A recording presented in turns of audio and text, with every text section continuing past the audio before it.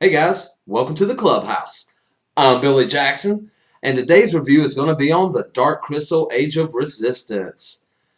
This show is exactly what I wanted this show to be. And I do have a couple of gripes about it, but really they're just nitpicks. This show is awesome, and I have to tell you up front, it's not for younger children. I mean, this show is dark, and it really gets gruesome.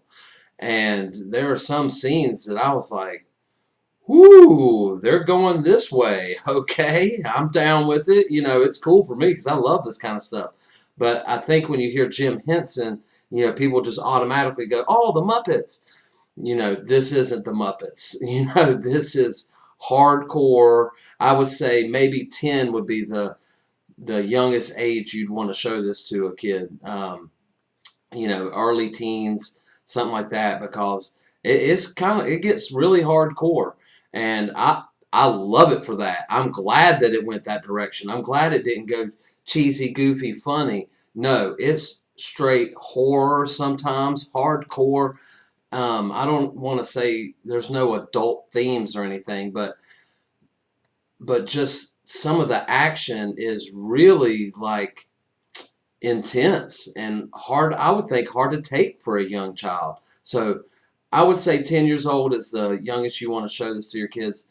But anyway, I was definitely impressed with the story and where they put the story. It doesn't really say a timeline, but you can kind of tell that it's maybe 1,000 years ago, from the original movie.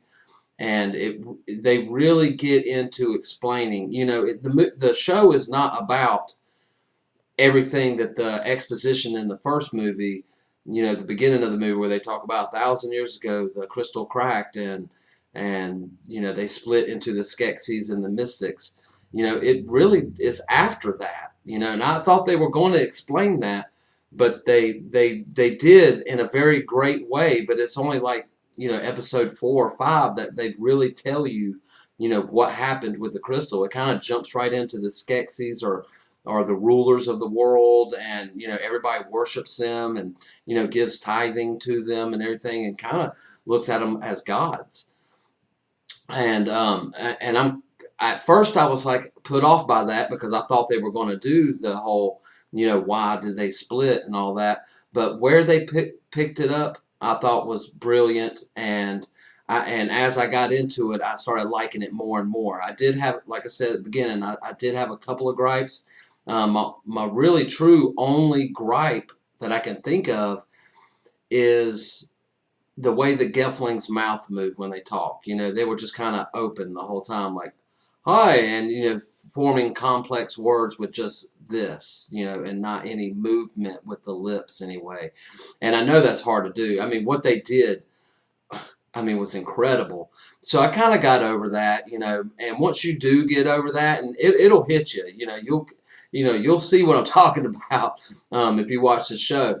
But really, try to get past that because it's really the only bad thing about this show. I mean, this show is amazing. It's like Dark Crystal, the movie, 10 hours long, and I really, really enjoyed it. And not I didn't enjoy just the story that they were telling and the direction they were going, but the production quality of the show is 100% spot on.